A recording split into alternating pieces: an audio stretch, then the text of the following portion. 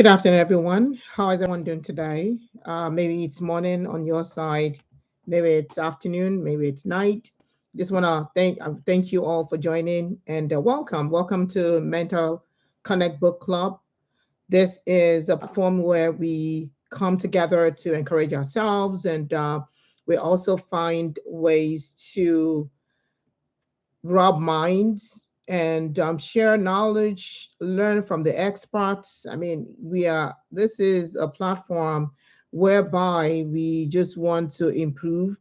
And of course, no man is an island on his or our own. So we do have this opportunity to at least take this opportunity to share ideas and also to help each other grow and to become a better version of ourselves. And Bible even made us understand that iron sharpened iron. So everyone has something or somehow that they can actually share, or maybe at least take away to share with other people. So I pray that the Lord Himself would open our eyes to see what He wants us to see as we go through the second part of this book. We started last week by going through the fundamental techniques in handling the book. And if you're wondering if this is your first time, this is a continuation of the discussion that we started last week. It's a four-part series. It's how the book itself is How to Win Friends and Influence People by Dale Carnegie. Again, the title of the book is How to Win Friends and Influence People. And the book was written by Dale Carnegie. And today is part two. We already had a fun time and just try to understand what Dale wanted us to understand from part one. Today, part two. And we'll just get to it right away. We will not waste time because I believe we all have other things probably that we want to attend to. So let's get started. So, part two of the book of Dale Carnegie's book, which I just mentioned, How to Win Friends and Influence People, describes 6 ways to make people like you. And it sounds like, okay, kind of mediocre. Why would I want people to like me? It's actually very important because when we start going through this 6 principles, or at least 6 suggestions from this book, we'll start to understand how, at least as human beings at work, at home, we can actually make life a lot easier. And as we keep probably just digging and trying to understand what's trying to say, I hope and I pray that it makes more sense to each and every one of us. So for, again, like I said last week, this is a foundation. Our foundation here at Mental Connect Book Club, an arm of DANOPP, is actually based on biblical principles. So we're not just going to fly ahead and do whatever we just want to do based on, probably some people do use moral principles and all of that, but everything here by the grace of God is based on Bible, the concepts from the Bible. So our theme verse for today is actually taken from the book of Luke 6:31. And it says, do to others as you would have them do to you.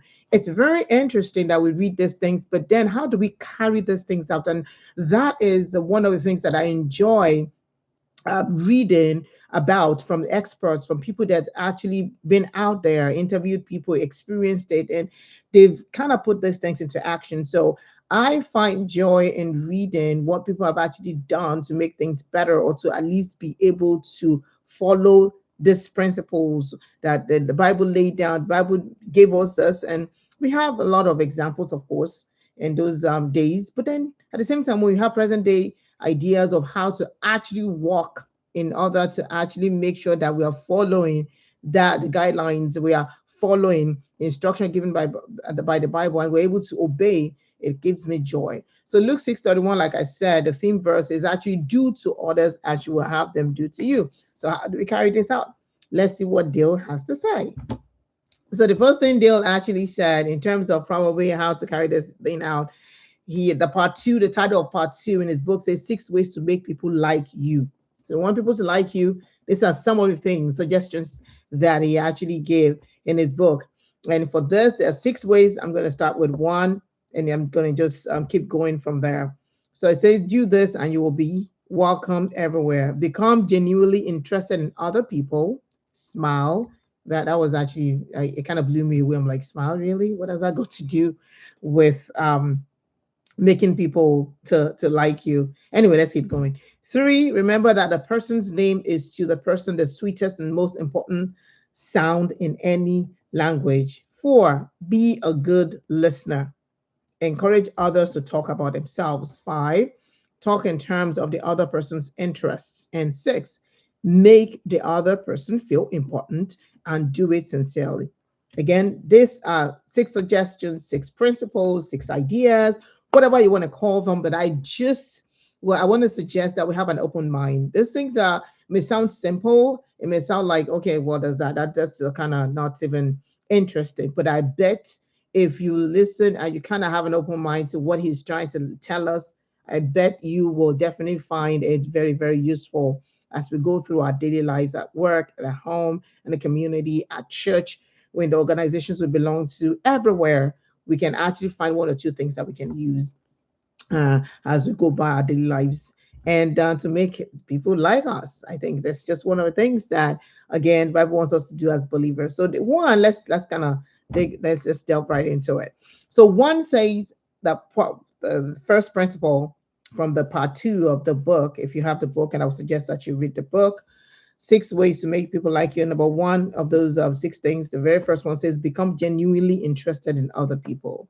Yeah, we might say, well, I'm interested in people. Well, why do I have to be genuinely interested in them? Well, the thing is, if you also will probably at some point expect someone to be interested in you, maybe you should do the same for others. So what you sow is what you reap, right? So do unto others as you want them, do like them to do to you. So number 1, he said that if you want to make friends, let's put ourselves to do things for others, things that actually, when you have to take an extra step, extra time, energy, things that are selfless and thoughtful. So I think it definitely makes sense, because if you put a little bit of energy and thought and being selfless in the things we do for others, I think we'll probably be able to gain more friends. Again, let's have an open mind and begin to think through these things as I continue to discuss. The second one says, let's greet people with animation and enthusiasm. So it doesn't really matter whether you know the person or not. You are probably entering a hotel, or maybe it's a store. It doesn't cost us anything. And I'm saying this to myself. And when I looked at all these 6 rules, I'm guilty of them all. And again, as I start to read these things over and listen to this, I'm like, oh my gosh, these are the things that are definitely, if we are very intentional about everyday living, these are the things we can actually do with more easily. But because you don't put any thought into it, you enter a store, you don't even bother to greet anyone. The greeters are greeting you. You are probably just so much in a hurry to get in and out. Again, these are just reminders. Another thing he said about becoming genuinely interested in people is you show the show of your interest must be sincere. So if you're saying hi to a cashier at the register, or you're at the bank, you're saying hello, try and let it be sincere. So it's not a matter of, okay, hello, hi, bye. So put a little bit of effort, and it will kind of get, I think, better response back from people, even people that are angry, people that are probably not very responsive to you. But when they see your sincerity, and whether we like it or not, sometimes those things are written all over our face. You might think, well, I'm just going to say hello, but I'm not really, I don't mean what I'm saying. At the end of the day, you might actually see people that can read through you, that what you're doing, you're not just doing it just for doing sake. It's not because you're really interested in it. Anyway, again, this is one of the things that Dale is advising or suggesting that we do. Another point that he made under becoming genuinely interested in people is it's putting ourselves out to do things for others. Excuse me. So let's not only focus every time to get what we want. You get to the store, you're buying stuff, and from people, you see a cashier, and you're, genuinely just, okay, well, hi, how are you today? How are you doing today? Things that at least shows that you are interested in other people, especially when, no, of course, not just when they're doing things for you, but especially that time that you're probably offering you a service, or you're probably in, I don't know, doing something out, maybe your neighbor, maybe at church, maybe at home, maybe to your spouse, maybe to your children. It's just what I think Dale is trying to say here is, just let us live our day genuinely having interest in other people as we go by our daily activities. An example he gave was about a man who provided stamps for the son of a president. So the example he gave was this man, a salesman, I believe it was, or I guess it was maybe one of someone working in a company, and they were trying to gather information from like a particular president of a company, of an organization. They were interested in the organization. I believe maybe this person works for a newspaper company. And he came to visited the person in his office. They told him the president doesn't have much time for him, and that was the first time. So he tried to interview the president. The guy didn't say much, didn't want to reveal anything to him. But while they were having a conversation, I think the secretary of the president that this gentleman was trying to interview came in and said and told the man, "Well, we don't have any stamps for your son today." I mean, that's something weird out of the blues.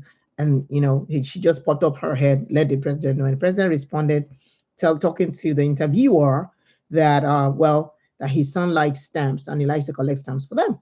So at the end of the interview was short. So the guy interviewed the president. The president didn't really respond so much. So the guy went back pretty much with nothing back to his office and didn't gather much information that they wanted to gather about the company. So what happened was he now thought about, okay, so what exactly can I, probably just thinking. And then he thought about the fact that the president's son likes stamps and they like to collect stamps for him. And he thought about the fact that his company as well, the collect, I think they do have stamps. They have letters that comes in from all over, like different part of the world, and they kind of just take out the stamps or whatever. So he's like, you know what? Why don't I just, offer this to this man? So he called the president or called his office and said, I have stamps for your children or for your child or whatever, for your son. And then he went back to kind of, I guess, deliver on the stamps. And the president was just excited, called the man in, gave information he didn't even ask for. I mean, the interview went well, way, way, way better than the first time. So what he was trying to say with this particular illustration is the fact that when we are genuinely interested in other people, by the way, the stamp that he gave was not because it wasn't because he was trying to get the man to do anything for him. He just thought about him that, this was mentioned and he can be of help for you. And he just did that for him. So again, it's just when we go out, we see people, we know them, we don't know them, as believers. That is part of our duty to actually be, show our genuine interest in other people. All right, the second thing here, or the second principle, idea, or suggestion here says it's smile. And when I started reading the book, and I don't want to put myself all out there all the time, I'm thinking, why do I need to smile in order to make people like me? I mean, why would I be smiling all the time? Makes no sense to me. But then I started to read the book and I thought, wow, that makes a lot of sense. Even you definitely benefit from smiling because it brings joy into your heart. I know I've read it somewhere that all the wrinkles in your face, and when you squeeze your face a whole lot, of course, it starts to get wrinkles a lot. But when you smile, you relax the muscles on your face. Of course, that's less you have less, I guess you don't get as much wrinkles as you would have if you keep frowning all the time. So even if it's not for the other person, even for you as a person, as an individual, it pays off to smile and doesn't cost anything. You're not buying it.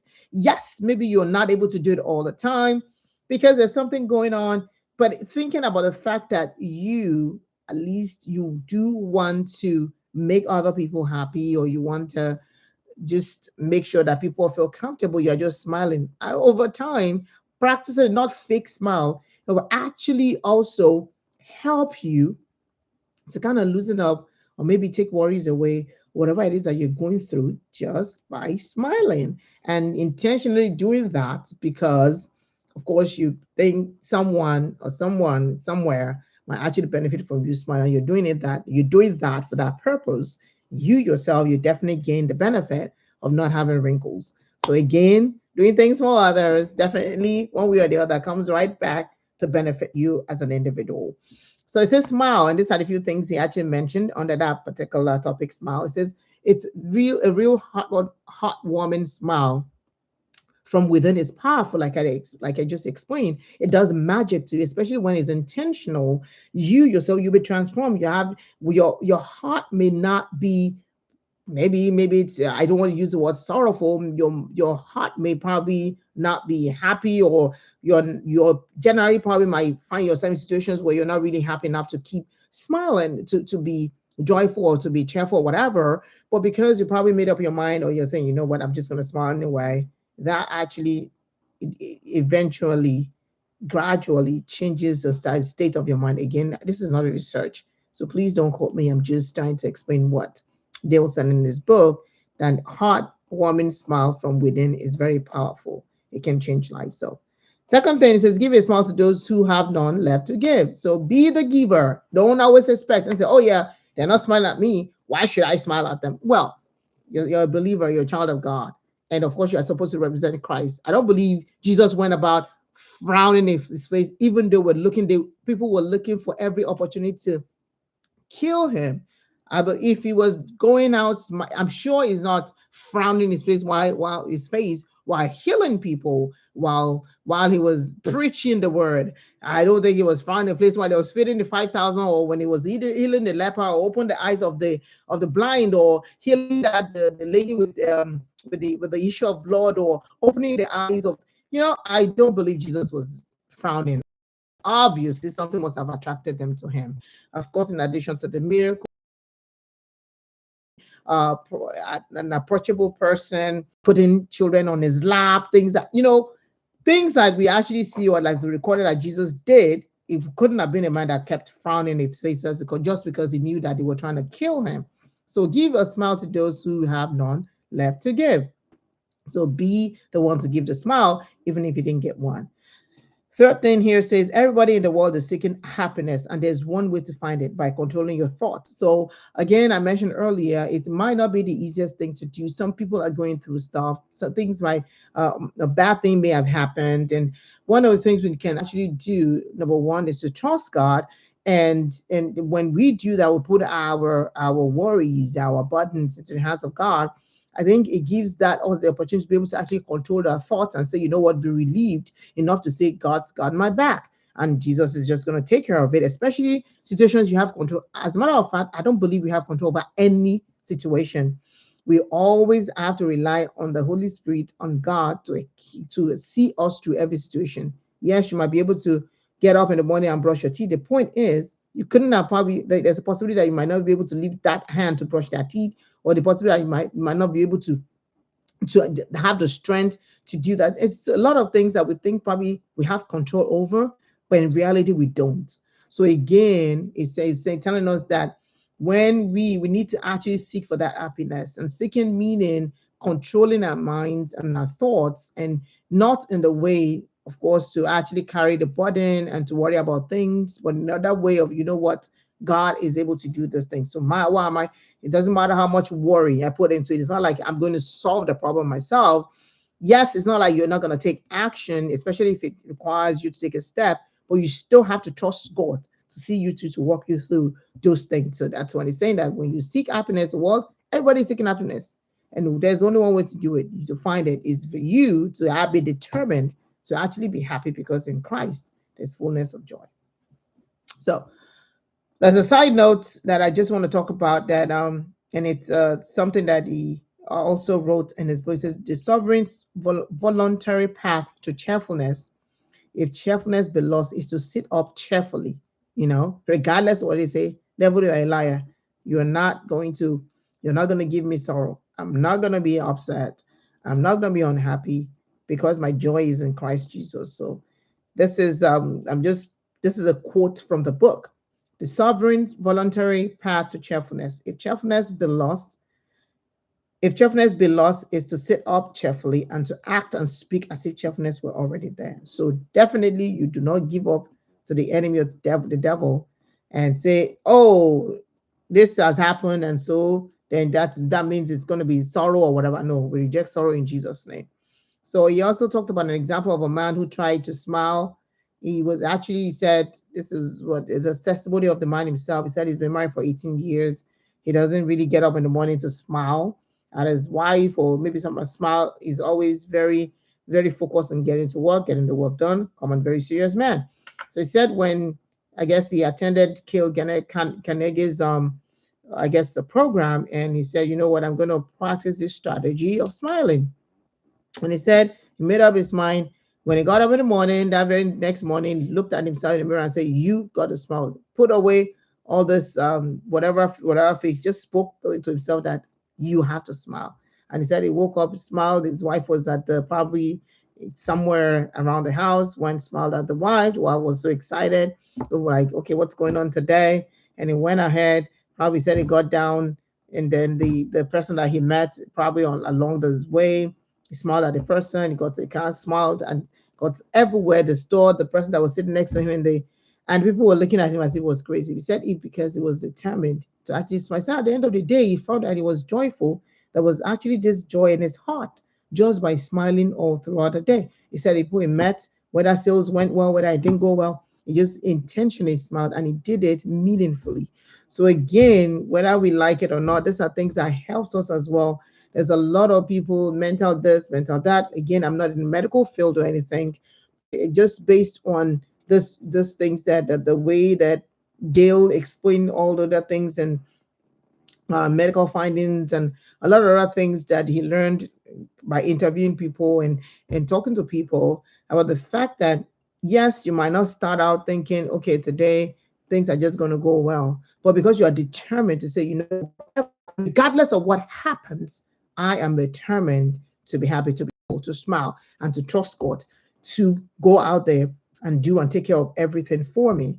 So at the end of the day, he said this man actually came back and say he did it for a whole week, and he just found out that things even got better. His work, he was able to do better at work. Yeah, at home, it was better. Everything. He realized that people were now even saying hello to him. People were now he felt very relieved, and meaning that it wasn't uptight with anyone anymore. The smile really helped him. He even slept better. So again, these are the things that we need to look at and begin to think about again as we go by our daily lives, and things that can even help us health wise.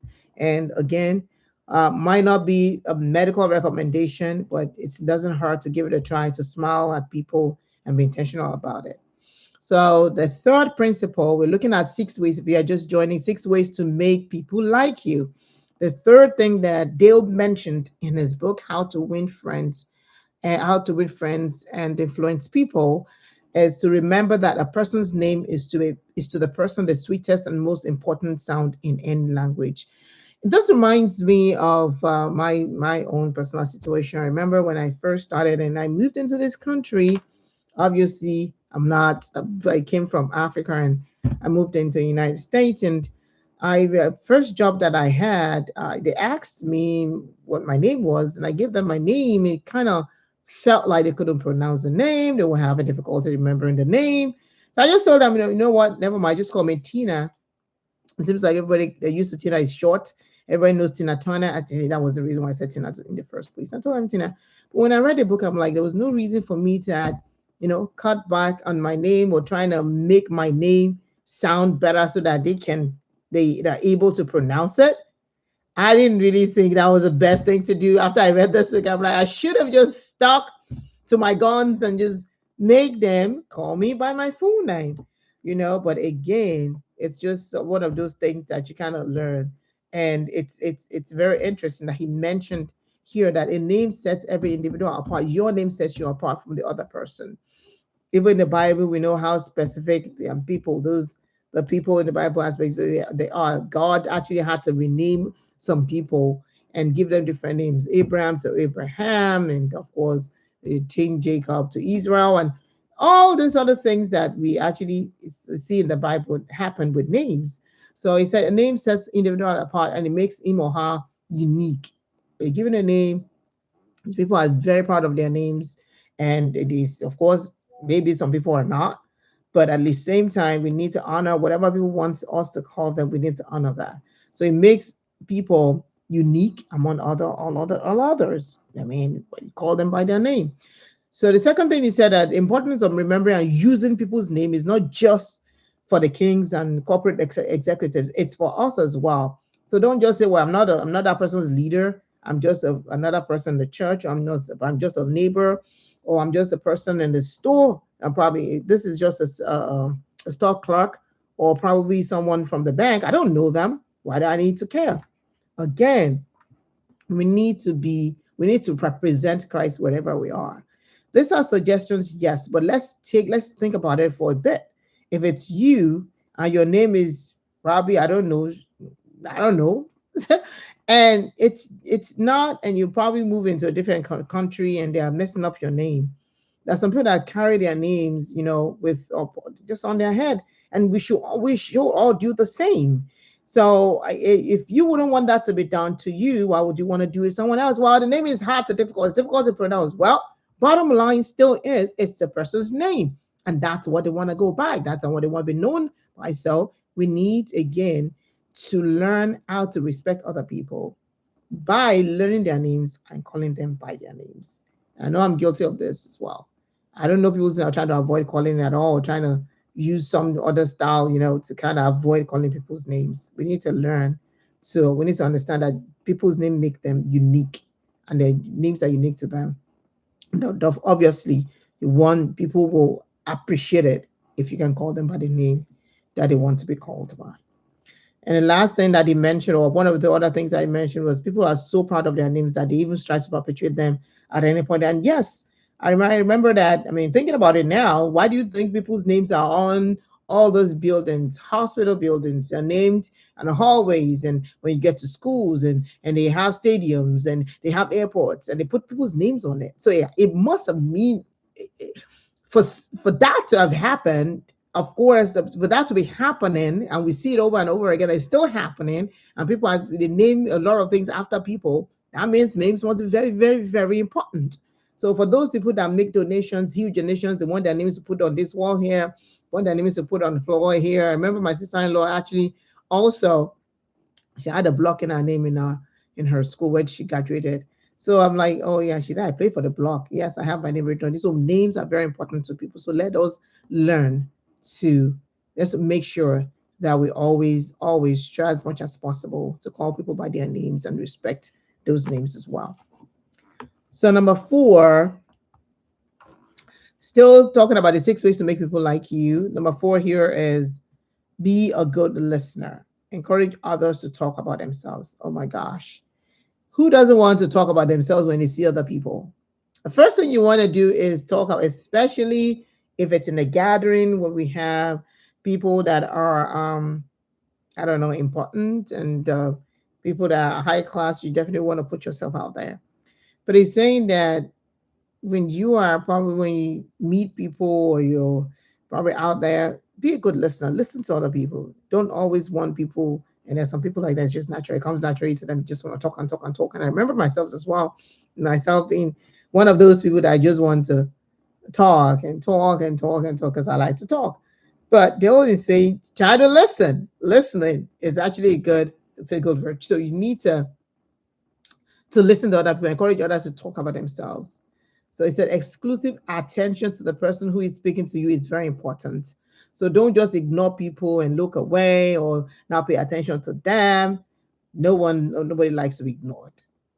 And the second point here says learning to listen is more vital when it comes to family. And this is actually very, very, this hit me really, really hard, because I know sometimes when my children are talking to me, I'm like, okay, I do have something else to do or somewhere else to go. I'm not kind of listening, as I should. But it says when we listen, it's more we seem more inclined to listen attentively to strangers than to loved one.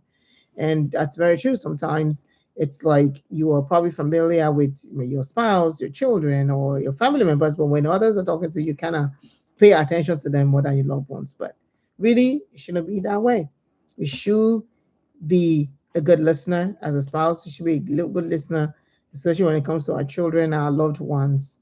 Again, this gives us that particular the peace, the love, and all of that we would like to get from loved ones. If we listen to them, if we're able to actually encourage others to talk, that you can actually understand where things are coming from. Because if you're not listening, if there's a conflict or whatever, how you understand? If you're not listening to your children, how do you know what's going on in their lives? So again, let's be good listeners. Another point he made was people who talk only of themselves think only of themselves. And it's true. Self-centered people obviously talk a lot about themselves. With this attitude, people will shun you, of course, Who wants to listen about to you and to your whatever all day? Some people want to talk with about their problems all day. Some people want to talk about themselves all day. Some people want to talk about what they've achieved all day and not even learn to listen to other people. So let us be again. Let's try to pay attention to things like that. Aspire to be a good conversationalist. Okay, let me say that again. Conversationalist. Be an attentive listener. So again, let us be a good listener. Let us learn to listen to other people.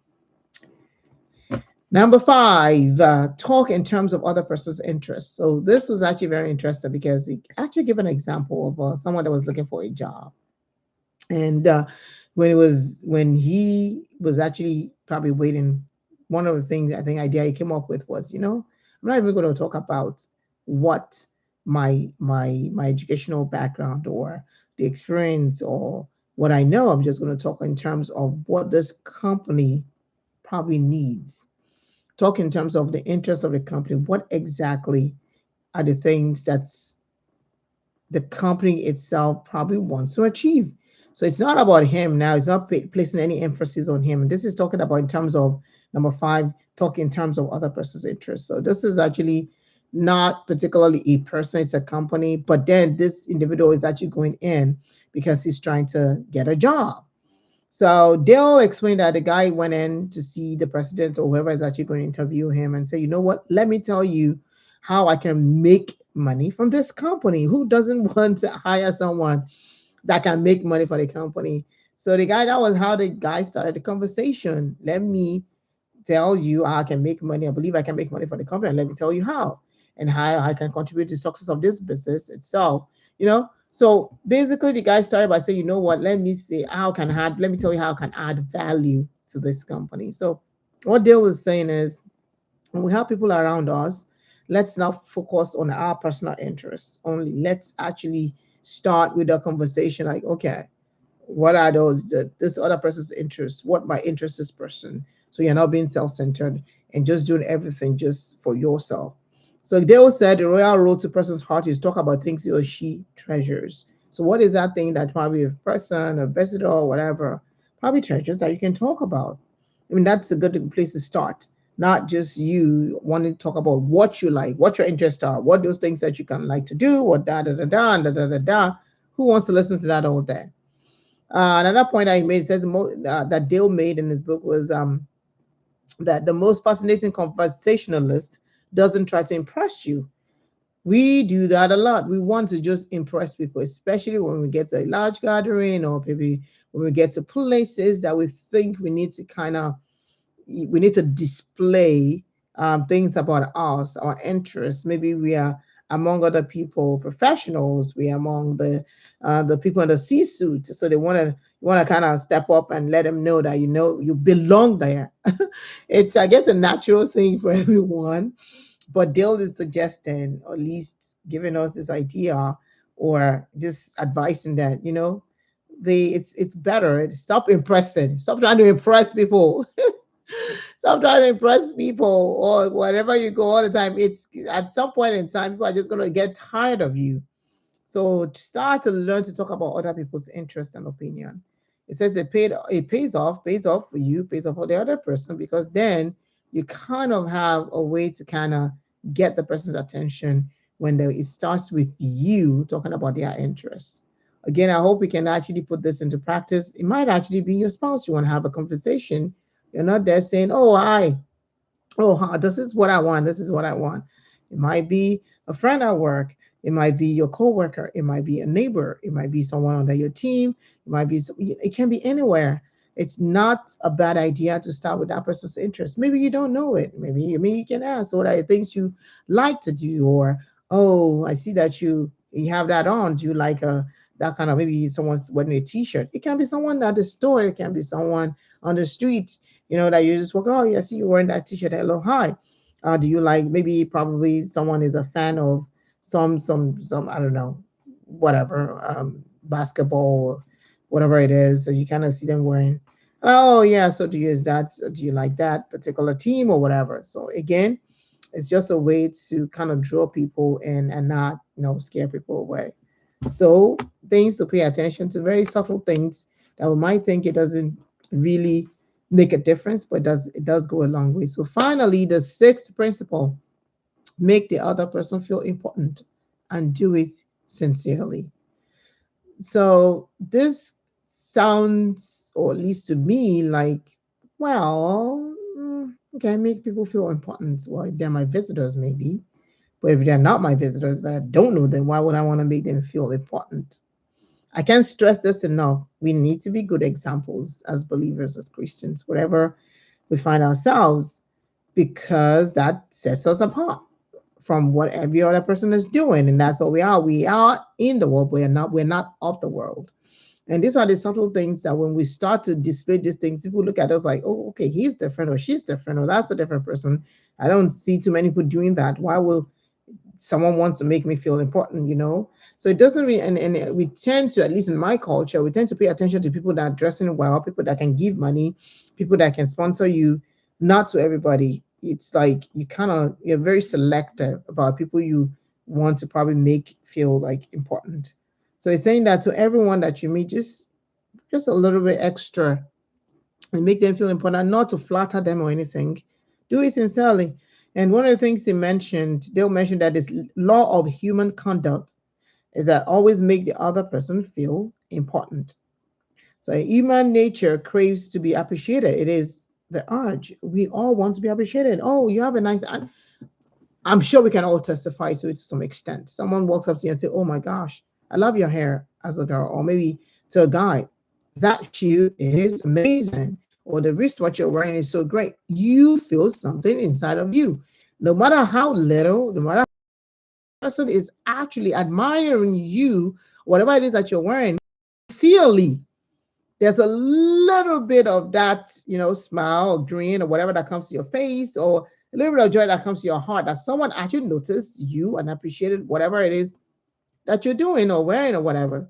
So why not do it for other people if you know that that's just, and that's what it says, it's human nature. We crave to be appreciated. It doesn't matter how young, even the little kids. You tell them, "Oh, this, I love this," or "Come and I love you," blah, blah, blah. They are so happy and excited and all of that. So, what Dale is just saying is be hearty in your commendation and lavish praise on people. It doesn't cost you anything.